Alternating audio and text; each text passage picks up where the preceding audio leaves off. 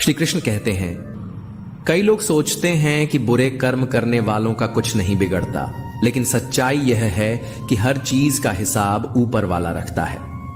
बुरे कर्म करने वाले को सुखद वातावरण मिल सकता है, पर वह भीतर से खोखला हो जाता है। अच्छे कर्म करने वाला भले ही संघर्ष करे, लेकिन उसके जीवन में शांति और संतोष बना रहता है। जो अपमान करता है, एक दिन स्वयं अपमानित होता है। जो धोखा देता है, उसे जीवन में सबसे बड़ा धोखा मिलता है। जो प्रेम करता है, उसे प्रेम कई गुना होकर वापस मिलता है। जो किसी को गिराने की कोशिश करता है, समय उसे वहीं पटक देता है। कई बार हम सोचते हैं कि हमने अच्छा किया, फिर भी हमारे साथ बुरा क्यों हुआ। लेकिन यह मत भूलो कि ईश्वर कर्मों का हिसाब संपूर्ण रूप से करता है, टुकड़ों में नहीं। अच्छे कर्म बीज की तरह होते हैं, जिन्हें समय के साथ अंकुरित होने में वक्त लगता है। बुरे कर्म भी बीज की तरह होते हैं, पर यह विषैले होते हैं, धीरे धीरे बढ़ते हैं और फिर अचानक पूरी जिंदगी को जकड़ लेते हैं। श्री कृष्ण कहते हैं, मांगोगे नहीं तो मिलेगा भी नहीं। यह प्रकृति का अटल नियम है, लेकिन मांगना भी वही चाहिए जो तुम्हारे कर्मों से मेल खाए।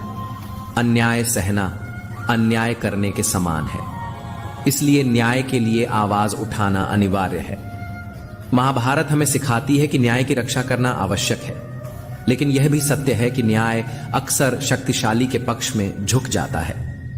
कर्ण और एकलव्य का शौर्य अद्वितीय था, लेकिन समाज के नियमों ने उन्हें सीमित कर दिया। फिर भी वे इतिहास में श्रेष्ठ धनुर्धर के रूप में याद किए जाते हैं, क्योंकि उन्होंने अपने अस्तित्व और न्याय की मांग की। हर सत्य के पीछे एक रहस्य छिपा होता है। जो इसे जानता है, वही स्वयं को जीवन के प्रपंचों से बचा सकता है। श्री कृष्ण के हर योद्धा ने इस छिपे सत्य को समझा और इसी ज्ञान से उनकी विजय सुनिश्चित हुई। जीवन में स्थिरता मृत्यु के समान है, यात्रा में समृद्धि है।